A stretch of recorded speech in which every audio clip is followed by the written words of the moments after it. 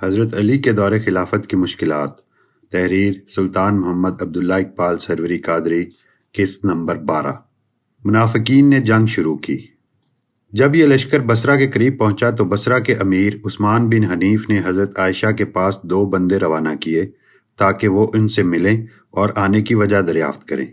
ان کا مطالبہ تھا کہ قاتلین عثمان سے قصاص لیا جائے۔ امیر بصرہ سے کہا گیا کہ ان کے ساتھ مل جائیں، لیکن انہوں نے فرمایا پہلے حضرت علی کو ادھر پہنچ جانے دیا جائے۔ اسی اثناء میں دونوں لشکر آمنے سامنے ہو گئے۔ اس کا فائدہ اٹھاتے ہوئے منافقین نے حضرت علی رضی اللہ عنہ کے پہنچنے سے پہلے ہی حملہ کر دیا۔ دراصل منافقین دونوں لشکروں میں شامل تھے۔ بصرہ کے لشکر میں حکیم بن جبلہ شامل تھا، جس نے سب سے پہلے حضرت عثمان سے گستاخی کی تھی۔ اس نے حضرت عائشہ کے لشکر پر حملہ کر دیا۔ تاریخ ابن کثیر جلد 4 حصہ ہفتم صفحہ 332 پر ابن کثیر لکھتے ہیں کہ حضرت عائشہ صدیقہ رضی اللہ تعالی عنہا کی فوج کے لوگ اپنے ہاتھوں کو قتال سے روکنے لگے۔ حکیم بن جبلہ بڑھ چڑھ کر حملہ کرنے لگا۔ حضرت عائشہ اپنے اصحاب کو لے کر ایک طرف ہو گئیں تاکہ جنگ نہ ہو۔ اس طرح رات ہو گئی اور جنگ نہ ہوئی۔ دوسرے دن سورج چڑھتے ہی حکیم بن جبلہ دوبارہ اپنے ساتھی لے کر حضرت عائشہ کے لشکر پر حملہ آور ہوا۔ نتیجے میں امیر بصرہ کی فوج کے کافی لوگ قتل ہوئے۔ رات کو امیر بصرہ کے گھر پر حملہ کر دیا گیا اور ان کی داڑھی کے بال نوچ دیے گئے۔ تاریخ ابن کثیر جلد 4 حصہ ہفتم صفحہ 238 میں ابن کثیر لکھتے ہیں کہ لوگ عثمان بن حنیف کے گھر داخل ہوئے، انہیں طلحہ و زبیر کے پاس پکڑ کر لائے اور ان کے چہرے کے بال نوچ ڈالے۔ حضرت طلحہ و زبیر نے اسے بڑا حادثہ قرار دیا اور اس کی اطلاع حضرت عائشہ کو دی۔ آپ نے حکم دیا کہ انہیں چھوڑ دیا جائے۔ حضرت علی رضی اللہ عنہ اس بات سے آگاہ تھے کہ منافقین دونوں جماعتوں میں ہیں، اس لیے حضرت علی جب بصرہ کی طرف روانہ ہوئے تو فرمایا، آگاہ ہو جاؤ، میں کل کوچ کرنے والا ہوں، تم بھی اس کی تیاری کرو، اور ایسا شخص ہرگز ہمارے ساتھ سفر نہ کرے جس نے حضرت عثمان کے قتل میں قاتلین کی کچھ مدد کی ہو۔ ابن خلدون کے مطابق جنگ جمل کا آغاز کروانے والے منافقین تھے، جو کہ وہی لوگ تھے جو قتل حضرت عثمان میں شامل تھے۔ تاریخ ابن خلدون جلد 2 حصہ اول صفحہ 396 میں آپ لکھتے ہیں، دونوں فریقوں یعنی حضرت علی اور حضرت عائشہ کے آدمیوں میں میل جول تھا، صلح کے سوا اور کوئی گفتگو نہ کرتے تھے۔ حکیم و مالک حضرت طلحہ و زبیر کے پاس گئے تھے، یہ خبر لے کر واپس ہوئے کہ ہم لوگ اسی عہد و اقرار پر ہیں جس پر قعقاع ہمیں چھوڑ کر گئے ہیں۔ پھر شام کے وقت حضرت ابن عباس حضرت طلحہ و زبیر کے پاس اور محمد بن طلحہ امیر المومنین حضرت علی کی خدمت میں صلح کی گفتگو کرنے آئے۔ شرائط طے ہو گئیں۔ صبح کے وقت صلح نامہ اور معاہدہ لکھے جانے کی رائے قرار پا گئی۔ اس سے ان لوگوں کی پریشانی بڑھ گئی جنہوں نے امیر المومنین حضرت عثمان کے خلاف بلوا کیا اور ان پر خروج کیا تھا۔ تمام رات مشورہ کرتے رہے کہ صبح ہوتے ہی جس طرح ممکن ہو لڑائی چھیڑ دی جائے اور جہاں تک ممکن ہو صلح نہ ہونے پائے۔ چنانچہ الصبح فریقین کی لا علمی میں فتنہ پردازوں نے لڑائی کا رنگ جما دیا۔ بلوائیان مصر نے مصر پر، فتنہ پردازان ربیہ نے ربیہ پر اور باغیان یمن نے یمن پر۔ اہل بصرہ نے بصرہ پر، غرض ہر قبیلہ اپنے اپنے قبیلے پر حملہ آور ہوا۔ ادھر حضرت طلحہ و زبیر نے لڑائی کا شور و غل سن کر عبد الرحمن بن حرث کو میمنہ پر، عبد الرحمن بن عتاب کو میسرہ پر متعین کیا، خود قلب لشکر میں رہے۔ لوگوں نے لڑائی چھڑنے اور شور و غوغا کی وجہ دریافت کی تو معلوم ہوا کہ اہل کوفہ نے پو پھٹتے ہی تیر اندازی شروع کر دی۔ حضرت طلحہ و زبیر نے کہا، افسوس، حضرت علی خون ریزی کے بغیر نہ مانیں گے۔ یہ کہہ کر حملہ آور گروہ کی مزاحمت کرنے لگے۔ ادھر امیر المومنین حضرت علی کرم اللہ وجہہ شور و غل سن کر خیمے سے باہر تشریف لائے اور حال دریافت کیا۔ فرقہ سبیہ یعنی ابن سبا کے پیروکار کے ایک شخص نے فتنہ پردازوں کو پہلے ہی سکھا رکھا تھا، اس لیے اس نے حضرت علی کو جواب میں کہا، ہم کو سوائے اس کے کچھ معلوم نہیں ہے کہ رات کو بے خوف ہو کر سوئے تھے، صبح نہ ہونے پائی تھی کہ اہل بصرہ نے حملہ کر دیا۔ میرے مرشد کریم سلطان العاشقین حضرت سخی سلطان محمد نجیب الرحمن مجز اللہ الاقدس کتاب خلفائے راشدین میں لکھتے ہیں، مصالحانہ کوششیں بار آور ہو چکی تھیں۔ دونوں فریق پہلے اتفاق و اتحاد اور اصلاح احوال اور پھر قصاص کے فارمولہ پر متفق ہو چکے تھے، لیکن اتحاد بین المسلمین شرپسندوں اور اسلام کے دشمنوں کو بھلا کب راس آتا تھا۔ آپ مجز اللہ الاقدس مزید لکھتے ہیں، عبداللہ ابن سبا کے پیروکار امیر المومنین عثمان ذو النورین کے قاتل رات کی تاریکی میں سر جوڑ کر بیٹھ گئے اور یہ نتیجہ اخذ کیا کہ اگر مصالحت ہو گئی تو ان پر عرصہ حیات تنگ ہو جائے گا، ان سے یقیناً قصاص لیا جائے گا، ان کی گردنیں مار دی جائیں گی۔ بھلا ان کو یہ سب باتیں کب گوارا تھیں؟ پس انہوں نے اپنے تحفظ کے لیے مکر و فریب کا جال بچھا دیا، جس میں سید زبوں کی طرح پھنس کر ہزاروں مسلمان جانیں ہار بیٹھے۔ فریقین مہینوں کے تھکے ماندے مصالحت کی خوشی میں میٹھی نیند کے مزے لوٹ رہے تھے کہ فریب کاروں نے بیک وقت دونوں پر حملہ کر دیا۔ نیندیں اچاٹ ہو گئیں، خواب بکھر گئے، اٹھے شمشیر و سنا کی طرف لپکے اور جدال و قتال کی چکی میں پستے چلے گئے۔ ام المومنین عائشہ صدیقہ رضی اللہ تعالی عنہا کے گروہ نے یہ سمجھا کہ حیدر کرار کے گروہ نے عہد توڑ ڈالا، اور امیر المومنین حضرت علی کرم اللہ وجہہ کے گروہ نے دوسرے گروہ کے بارے میں یہی خیال کیا۔ حضرت طلحہ و زبیر نے تیروں کی بوچھاڑ دیکھی اور شور و غوغا کی وجہ دریافت کی تو انہیں بتایا گیا کہ اہل کوفہ نے پاؤ پٹتے ہی حملہ کر دیا۔ حضرت علی اور حضرت عائشہ صلح کے خواہاں تھے۔ حقیقت تو یہ ہے کہ حضرت علی اور حضرت عائشہ دونوں ہستیاں جنگ نہ چاہتی تھیں، بلکہ وہ دونوں صلح کے خواہاں تھے۔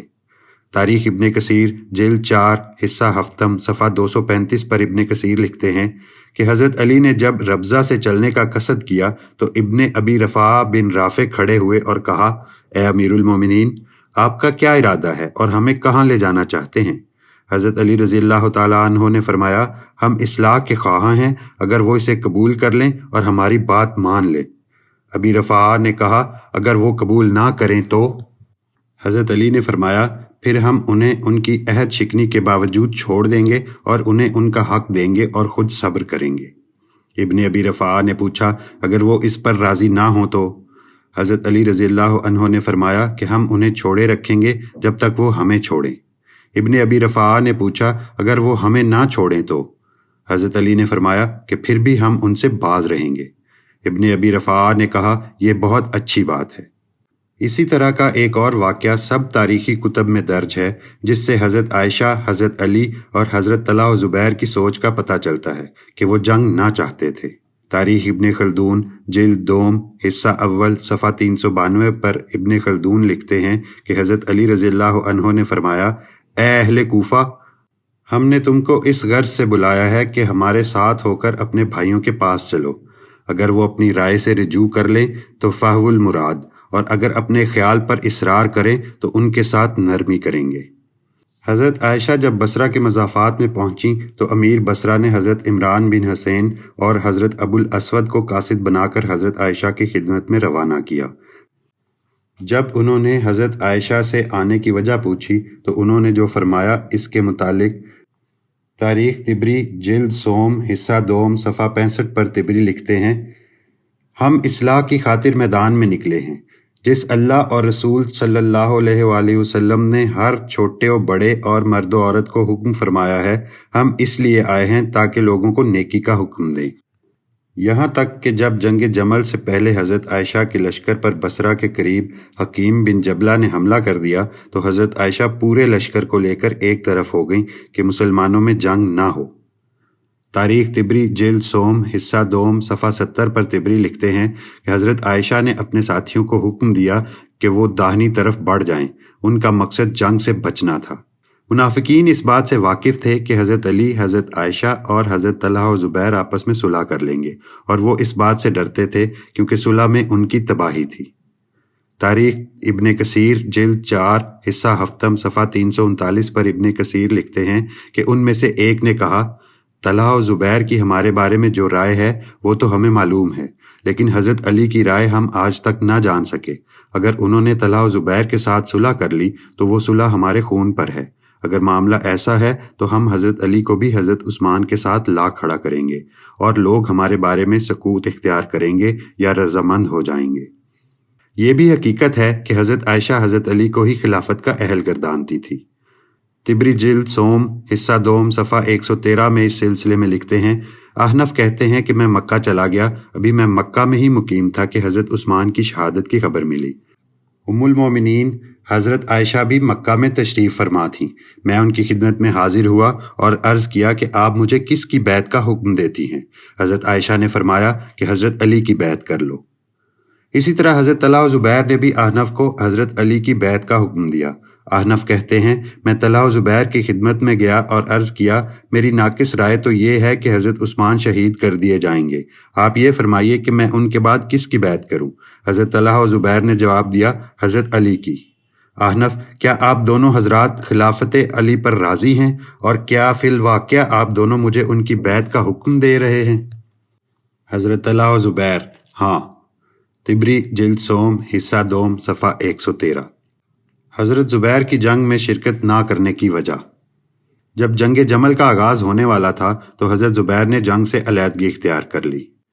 کنز الاعمال 31689 میں درج ہے، عبدالسلام ایک شخص سے روایت کرتے ہیں کہ جنگ جمل کے دن حضرت علی نے حضرت زبیر کے ساتھ تنہائی اختیار کی اور فرمایا کہ میں تمہیں اللہ کی قسم دے کر پوچھتا ہوں، ثقیفہ بنی سعدہ میں ایک مرتبہ آپ میرے ہاتھ پکڑے ہوئے تھے تو اس موقع پر رسول اللہ صلی اللہ علیہ وآلہ وسلم کو کیا یہ ارشاد فرماتے ہوئے سنا ہے کہ تم علی سے قتال کرو گے اس حال میں کہ تم ظالم ہوگے، پھر تمہارے خلاف مدد کی جائے گی؟ ہاں میں نے یہ بات سنی ہے، یقیناً میں آپ سے قتال نہیں کروں گا۔ بہقی فی الدلائل کنز الاعمال 31650 میں درج ہے، قتادہ سے روایت ہے جب جنگ جمل کے دن زبیر واپس ہو گئے اور یہ خبر حضرت علی کو پہنچی تو انہوں نے فرمایا اگر ابن صفیہ جانتے کہ وہ حق پر ہیں تو واپس نہ جاتے، یہ اس وجہ سے کہ نبی کریم صلی اللہ علیہ وآلہ وسلم نے دونوں سے ملاقات کی۔ بنو ساعدہ میں فرمایا اے زبیر کیا تم علی سے محبت کرتے ہو؟ تو عرض کیا مجھے ان سے محبت کرنے میں کیا چیز مانے ہے؟ پھر فرمایا اس وقت کیا حال ہوگا جب تم ان سے قتال کرو گے اس حال میں کہ تم ظالم ہوگے؟ راوی کہتے ہیں کہ وہ یہی سمجھتے تھے، ان کے واپس ہونے کی وجہ یہی ہے۔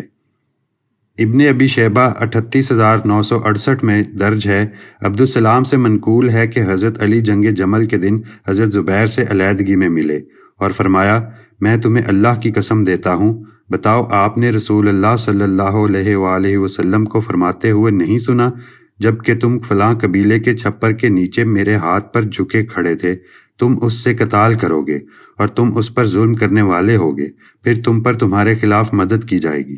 حضرت زبیر نے فرمایا میں نے سنا ہے یقیناً، اور اب میں آپ سے قتال نہیں کروں گا۔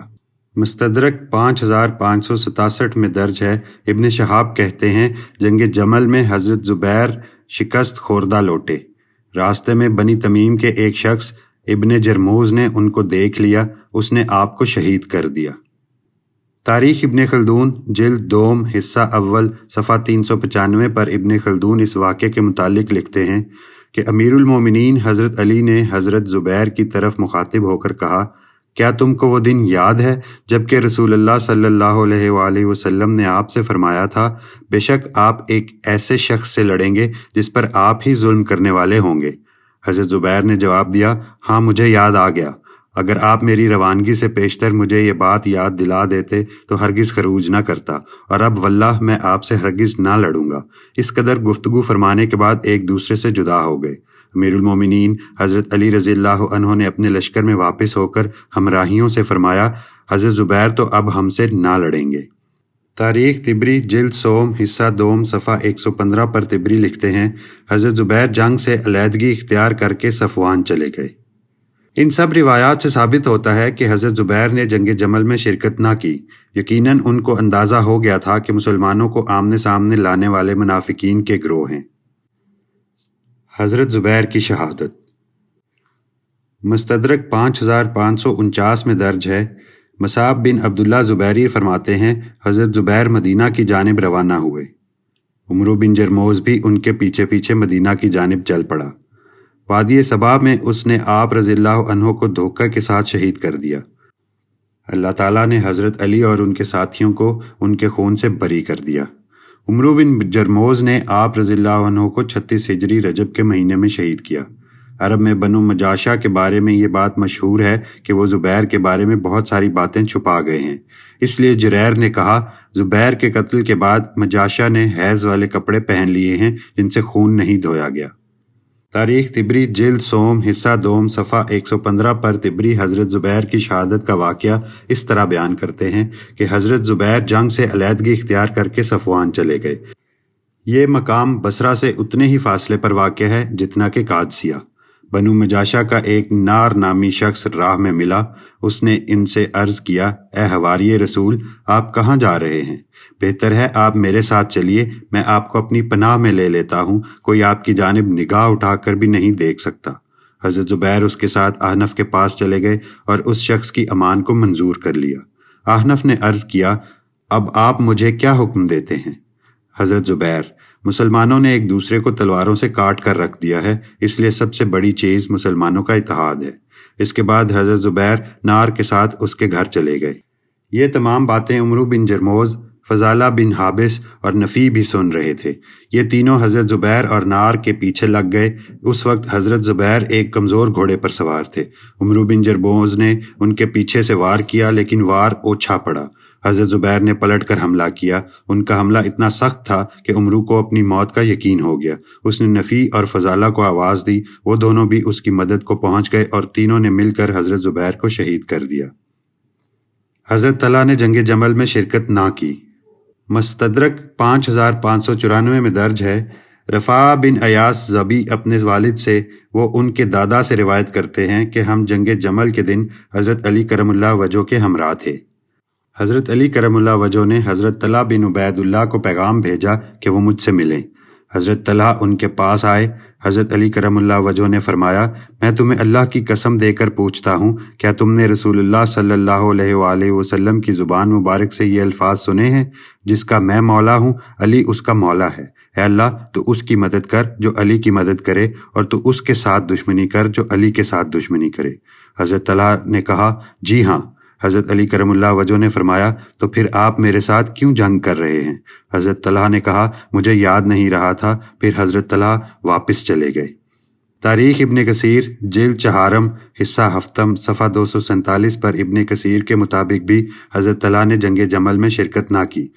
وہ لکھتے ہیں کہ جنگ جمل میں حضرت طلحہ شامل ہوئے تو حضرت علی سے ملاقات ہوئی۔ حضرت علی نے آپ کو واضح و نصیحت فرمائی تو آپ پیچھے ہٹ کر ایک صف میں کھڑے ہو گئے۔ جاری ہے۔